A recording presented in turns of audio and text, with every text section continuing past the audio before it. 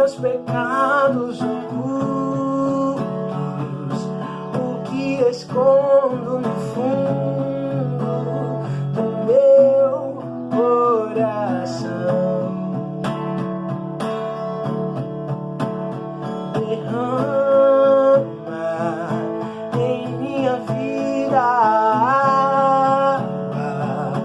limpa a sujeira e sacia essa sede. O que Cristo oferece, Ele é no escuro. De quem eu fui, eu tinha medo. Veio Cristo, tudo se fez diferente.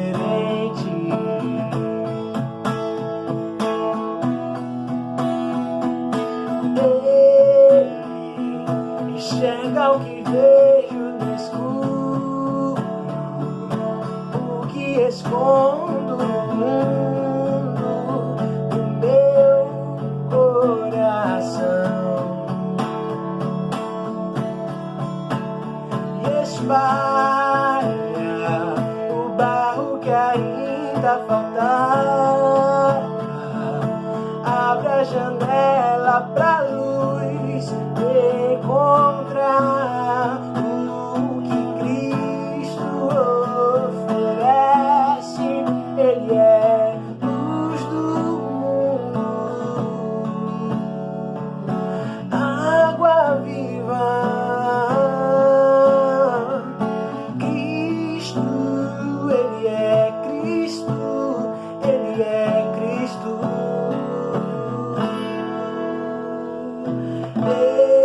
Ele tira o pecado do mundo, planta a esperança na terra do meu coração.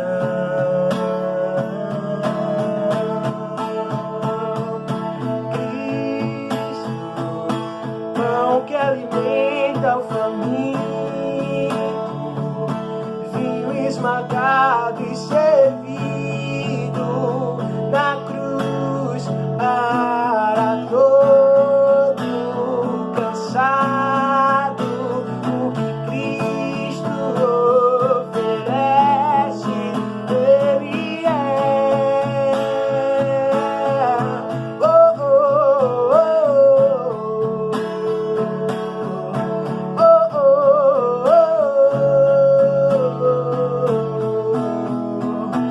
O que Cristo oferece, Ele é.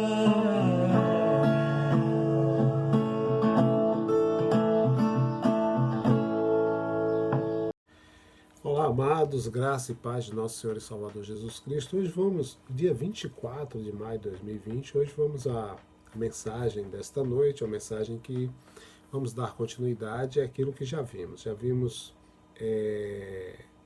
as pragas no Egito, né, as 10 pragas, vimos a morte do cordeiro, e hoje vamos continuar pensando na trajetória do povo hebreu, do povo israelita, no deserto. E aí vamos pensar sobre a nuvem no deserto, tá? O texto básico vai ser Êxodo 13, versículo 21 e 22, que o Senhor aplique ao meu coração, ao seu coração, a palavra de Deus, e que a gente possa continuar crescendo na graça e no conhecimento do Senhor.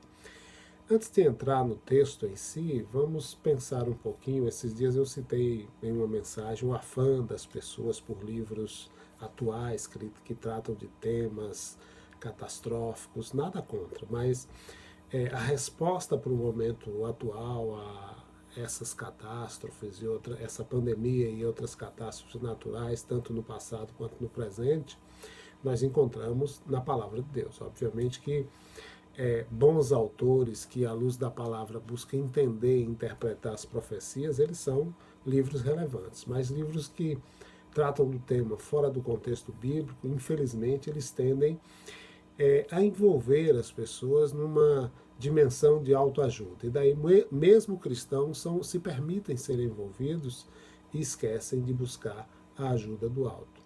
Agora, obviamente que existem livros que são como pérolas, né, com histórias mesmo fora do contexto bíblico e com mensagens profundas. Eu tenho um livreto chamado Floresça Onde Está Plantado, é uma dessas pérolas. Aliás, ela é uma mina, né? Ela traz a história de Ali Hamed, que era um rico fazendeiro ali na Arábia, e ele vivia tranquilo com sua família, desfrutando dos seus bens, sem nenhuma preocupação, porque era muito rico. E um dia um mercador visita ele e mostra para ele um diamante. Ele fica fascinado. Na verdade, ele fica hipnotizado, porque ele nunca tinha visto ou nunca tinha pensado em diamantes, não sabia nem que os diamantes existiam. Só que agora ele tinha um foco, né? Ele, pensando na riqueza que os diamantes poderiam lhe dar, ele vende tudo que ele tem, a fazenda, tudo, deixa a sua família sob os cuidados de um amigo e parte à procura dos diamantes pelo mundo. E depois de muitos anos sem dinheiro, ele morre na pobreza lá na Espanha. Enquanto ele está buscando diamantes pelo mundo, lá na Pérsia, né, o homem que tinha comprado a fazenda de Ali Hamed tropeça em uma pedra ali no riacho, onde Ali Hamed muitas vezes deu água ao seu gado. E aquela pedra era um diamante bruto. E muitas outras pedras foram encontradas. A fazenda das minas Golconda, né, ela se tornou famosa produzindo muitas e muitas joias que se encontram nas coroas da Europa. Então, o sonho de Ali Hamed estava debaixo dos seus pés. A palavra de Deus era uma mina inesgotável, com preciosidades imagináveis e inimagináveis. E, num outro momento, eu vou até trazer um texto da Igreja Batista da Colina, já conhece, que é a metáfora da Torá, que é muito enriquecedor, apontando exatamente para a fonte de todo saber, que é a palavra de Deus. E para a gente escavar nessa mina, que é a palavra de Deus, eu especificamente eu amo pegar uma palavra e pesquisar os vários sentidos dela na Bíblia, os vários contextos, né? E se você dedica tempo em procurar, a palavra é e sempre será uma fonte de informação relevante no que se refere a qualquer momento. Esse momento atual, momentos do passado, momentos do presente, qualquer assunto na Terra, qualquer assunto relacionado à humanidade, qualquer assunto relacionado à minha e à sua individualidade. Então, essa palavra que nós vamos ver nesta noite é a palavra nuvem. Tá? Ela aparece 58 vezes na Bíblia, ela aparece mais vezes do que Belém, Nazaré, Abel, Maria, José, Herodes, Isaías. E ela é mencionada pela primeira vez ali nos dias do Êxodo, quando ela surge para proteger o povo dos seus perseguidores egípcios e também para guiar o povo de Deus em sua viagem pelo deserto rumo à terra prometida. Êxodo 13, versículo 21 e 22 diz assim, ó: eles saíram de Sucote e acamparam em Etã, à margem do deserto. Durante o dia, o Senhor ia à frente deles numa coluna de nuvem para orientá-los no caminho, e à noite numa coluna de fogo que os iluminava. Por isso, eles podiam viajar sem impedimento, de dia ou de noite. A coluna de nuvem durante o dia e a coluna de fogo durante a noite acompanhavam o povo o tempo todo. Então, esse foi o início, né, quando a nuvem surge pela primeira vez. E depois a nuvem é comentada muitas vezes no Pentateuco. Após o período do Pentateuco, muitos anos depois, ela aparece lá em 1 Reis capítulo 8, versículo 10, quando Salomão consagra o templo, né, a dedicação do templo. No Novo Testamento vai aparecer na transfiguração, na ascensão de Jesus Cristo. Então a nuvem é de grande relevância, né, e os textos sobre ela nos trazem muitas instruções espirituais. A gente vai ver que é um fenômeno singular. A primeira coisa que a gente precisa entender logo de cara é que a nuvem no deserto era diferente de qualquer outra coisa que o mundo já contemplou. Ela era chamada de nuvem apenas porque não tinha um nome específico que pudesse descrever aquele fenômeno ali no deserto, né, na língua hebraica. Então, ela surgiu enquanto o povo que havia saído do Egito estava a caminho do Mar Vermelho, como o Êxodo 13 mostra, e eu quero trazer de maneira gradativa a noção sobre essa nuvem, né? Mas ela era grande e tinha propriedades incomuns. Durante o dia ela aparecia como uma nuvem, o texto mostra, e durante a noite ela gerava luz e calor, parecendo com uma coluna de fogo. E normalmente ela parava e se mantinha no centro do acampamento, mas durante os primeiros dias da jornada, né, ela se movimentava atrás do povo, servindo de barreira protetora contra os perseguidores egípcios. Vamos ver aqui, ó. Êxodo 14, versículo 19 e 20 diz assim: Em seguida, o anjo de Deus que estava à frente do acampamento de Israel posicionou-se à retaguarda. E o mesmo aconteceu com a coluna de nuvem. A nuvem agora estava estacionada entre o exército egípcio e o acampamento de Israel. Ela envolveu o primeiro acampamento na escuridão e inundou o outro com a luz. Fantástico isso. E durante toda a noite, um exército não pôde se aproximar do outro. Claro, está aqui que na noite da passagem ali pelo Mar Vermelho, essa nuvem ou essa coluna de fogo, ela ficou estacionada atrás do acampamento do povo de Deus como uma barreira contra os perseguidores egípcios. Do lado egípcio, tudo escuro, um breu, e do lado do povo de Deus, tudo claro, com LED em toda a trajetória da abertura do Mar Vermelho para que o povo passasse. E depois desse evento, durante a jornada, ela ia diante do povo para mostrar o caminho. Êxodo 40, versículos 36 a 38, vai dizer: Sempre que a nuvem se levantava do tabernáculo, ou da habitação, o povo de Israel partia. Mas se a nuvem não se erguesse, ninguém levantava o acampamento.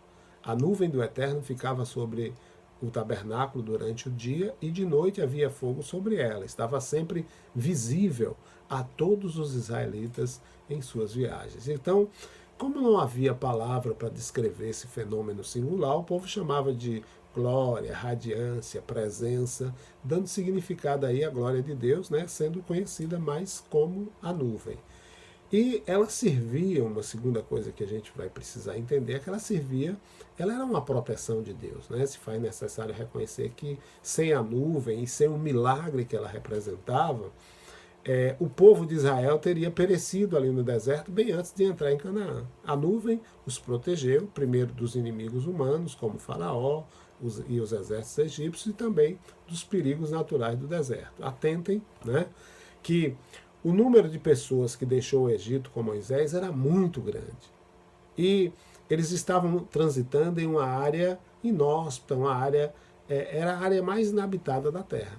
E quando a gente lê Êxodo 12, 37, a palavra de Deus diz, os israelitas saíram, para a gente ter uma noção da quantidade, saíram de Ramsés e partiram na direção de Sucote, uma multidão de 600 mil a pé.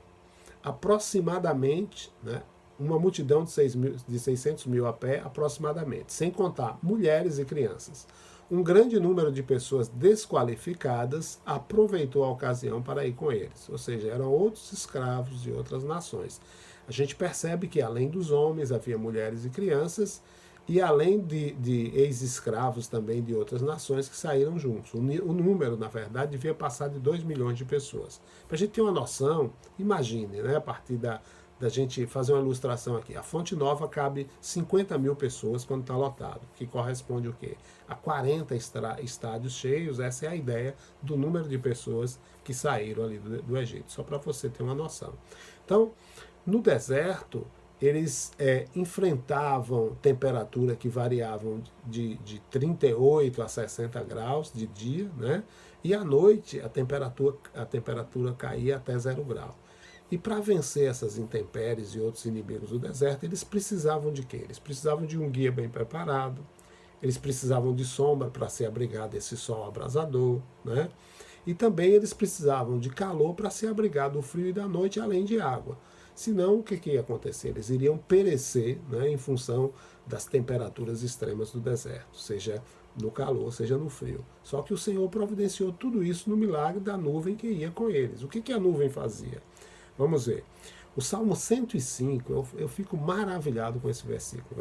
O verso 39 do Salmo 105 diz assim: Deus estendeu uma nuvem para refrescá-los durante o dia e uma fogueira para iluminar seu caminho à noite. Essa é a versão da Bíblia Mensagem. Na King James, na revista atualizada, está escrito assim: então ele estendeu uma nuvem para lhe servir de sombra como um toldo, e um clarão de fogo para iluminar a noite. Percebam que ela era grande o suficiente para cobrir toda a extensão do acampamento dos israelitas ali, com 2 milhões de pessoas, e durante o dia ela protegia dos raios diretos do sol, e durante a noite, quando ela se transformava numa coluna de fogo, aquecia do frio do deserto, né? Chegava a 0 grau.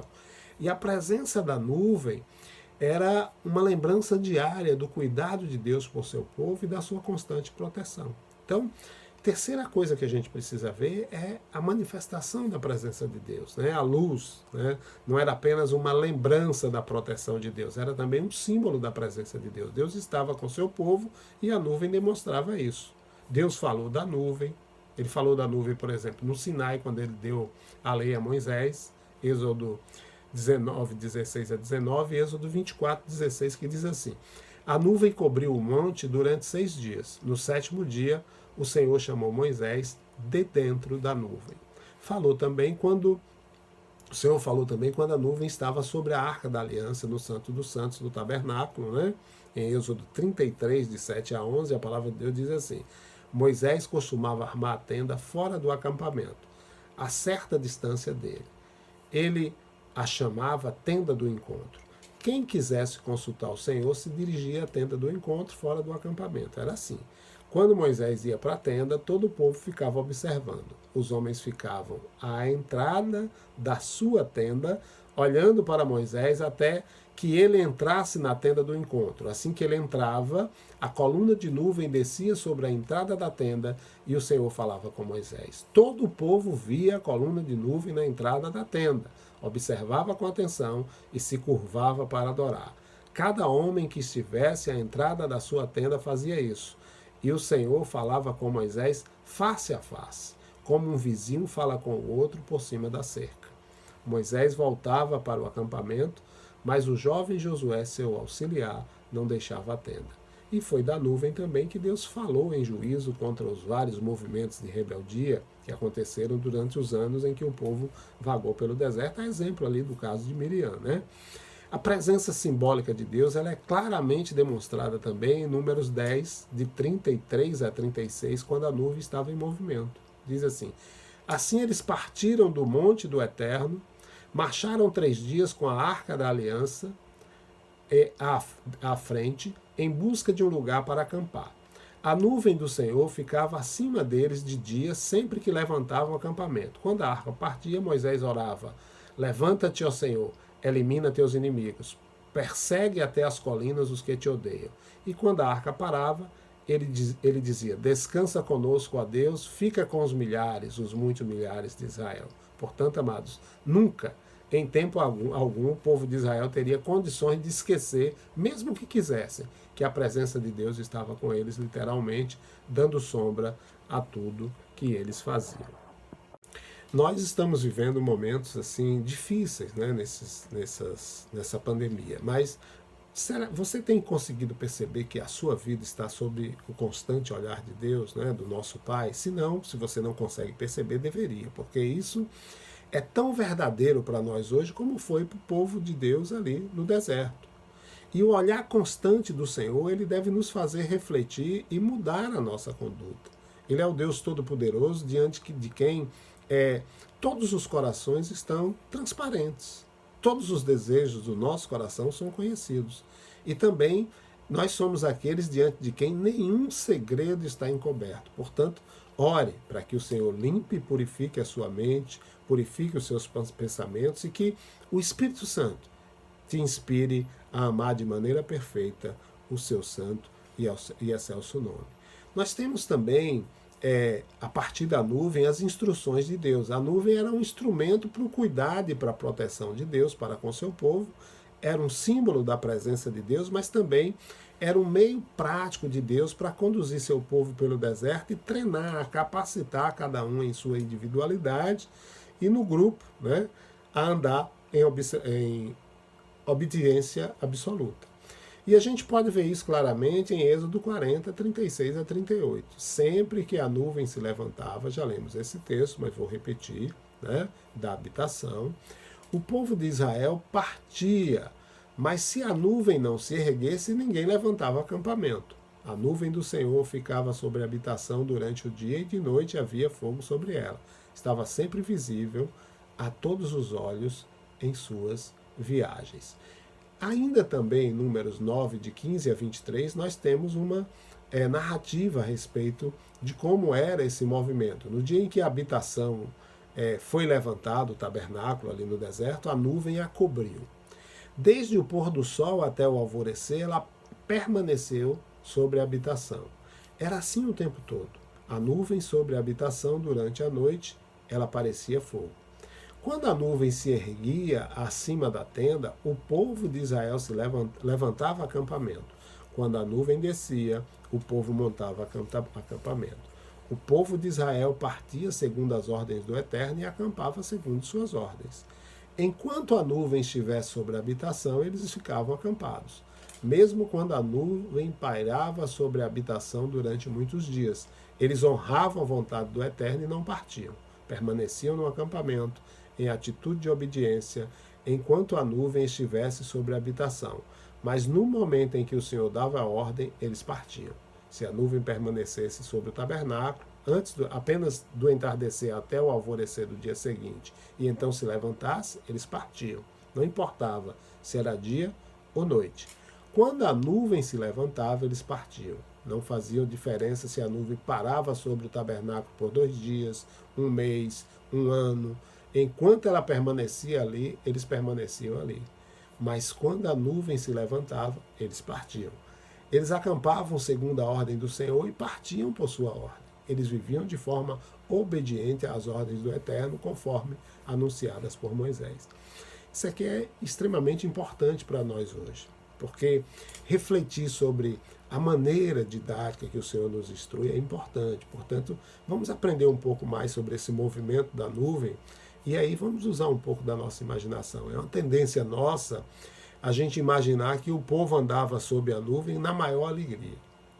Só que vários eventos de rebeldia, de murmuração, são encontrados na narrativa bíblica do Pentateuco, que nos mostra que não era bem assim. Tá? E eu fico analisando esses dias de pandemia, eu vejo algumas situações na rua e percebo a inquietação de pessoas com relação àquilo que estão experienciando no isolamento. Ontem mesmo um casal, né, entrou na livraria e a esposa disse que ia comprar um bolo, que tem uma loja de bolo ao lado. E aí o marido disse, não vamos comprar bolo não. E ela todo dia comendo a mesma coisa e tal, e começou a reclamar, até que enfim ele cedeu e compraram o bolo. Então, esse momento de alegria, né, que eles tiveram, obviamente eles tiveram, mas também tiveram momentos em que se entristeceram e murmuraram. Imagine você que está ouvindo essa mensagem. Se você tivesse com sua família ali na jornada com o povo de hebreu naqueles dias, e que você, percebendo que a nuvem parou, você parou para descansar meio-dia, suponhamos que a nuvem parou meio-dia, e depois de um período em que a nuvem se moveu pela manhã, ela para ao meio-dia, a nuvem para, então todo mundo para, inclusive você e sua família. E aí monta a tenda, a cama, os utensílios de cozinha, acende fogo, desamarra os animais, prepara o jantar e a família pensa em dormir, vai deitar e assim que ela pensa em deitar, a nuvem começa a andar. Aí a sua família olha para cima e vai constatar a veracidade do momento, meio-dia só, meio período de tempo, desarma tudo, faz as malas, segue a nuvem e uma hora depois ela para de novo. Aí você diz, não vamos desarrumar nada não, vamos dormir no chão, porque amanhã pode ser que ela saia ou daqui a 1 hora, aí amanhece o dia, a nuvem está ali. Anoitece, a nuvem está ali. Passa um dia, passa 2, passa 2 semanas, passa 3 semanas, a nuvem está ali. Aí você decide, não, vamos agora desarmar tudo, arrumar a tenda, organizar tudo, arrumar a cama. E assim que você desfaz tudo, a nuvem começa a andar, arruma tudo de novo. Então, gostando ou não, o povo tinha que seguir a nuvem. Se você dissesse, não quero saber se a nuvem vai andar ou não, eu vou ficar aqui, já cansei. Você podia até ficar, mas sozinho no calor do dia ou no frio da noite, ali no deserto, você não ia durar muito tempo. Então, independentemente da reação do povo, através da disciplina e da sua infinita sabedoria, Deus estava moldando uma nação, né, formada a partir de uma ralé e transformando ela numa força que um dia conquistaria a terra prometida.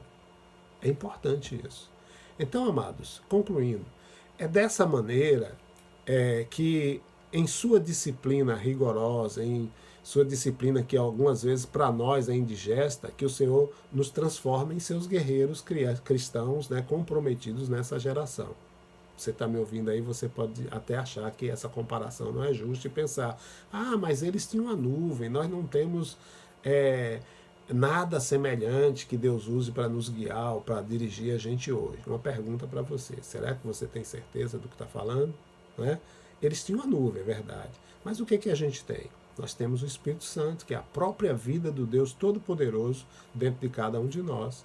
E o Espírito Santo, em todos os sentidos, é para nós o que a nuvem era para eles. A nuvem simbolizava a presença de Deus, o Espírito Santo também. Na verdade, o Espírito Santo é Deus presente, né? A nuvem protegeu e guiou o povo, o Espírito Santo também nos protege e nos guia. É por isso que Jesus pôde dizer ali nas orientações finais dadas aos seus discípulos antes da crucificação, em João capítulo 13 a 17, mais especificamente no versículo 13 do capítulo 16, ele diz: quando vier, porém, o Espírito da verdade, ele vos guiará a toda a verdade. E no versículo 18 do mesmo capítulo 16, ele diz: quando ele vier, convencerá o mundo do pecado, da justiça e do juízo. E o apóstolo Paulo ele acrescenta em Gálatas 5,16 o seguinte: vivam nessa liberdade, motivados pelo Espírito de Deus. Só assim vencerão seus impulsos carnais. Ou seja, se a gente se submete ao Espírito, a carne não se sobressai.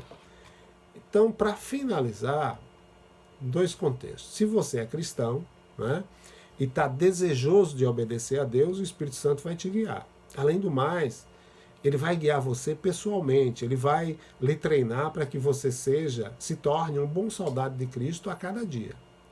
E se você não é um cristão, que você possa se permitir ouvir a voz do Espírito te alertando a respeito do pecado, da justiça, do juízo, e abrace a vida de Deus em seu Filho Jesus, que morreu na cruz do Calvário para que eu e você, para que nós tivéssemos vida e vida abundante.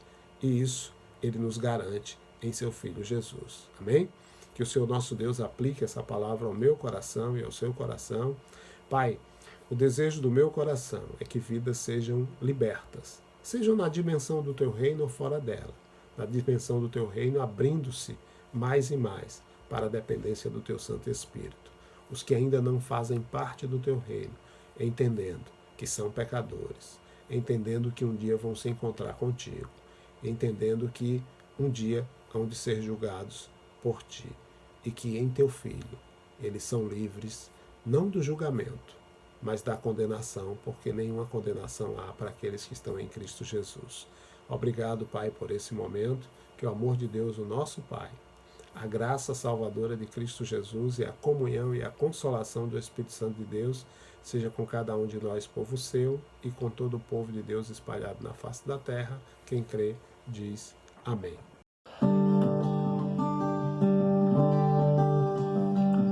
Ele exaltado, o Rei, exaltado nos céus. Eu louvarei, Ele exaltado, para sempre exaltado, seu nome louvarei.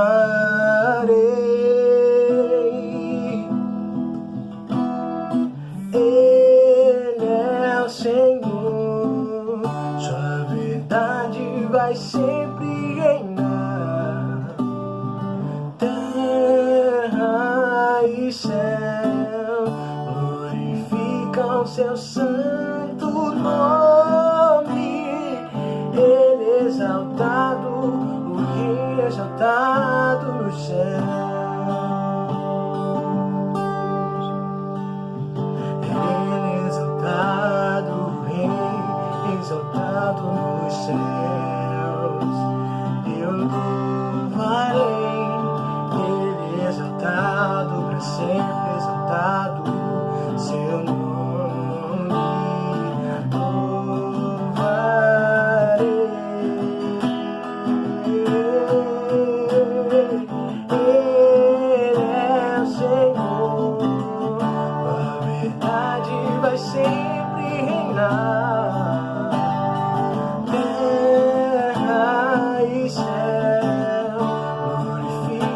glorificam seu santo nome. Ele é exaltado, exaltado no céu. Ele é o Senhor, sua verdade vai sempre reinar. Terra e céu glorificam seu santo nome. Ele é exaltado, Rei, exaltado nos céus.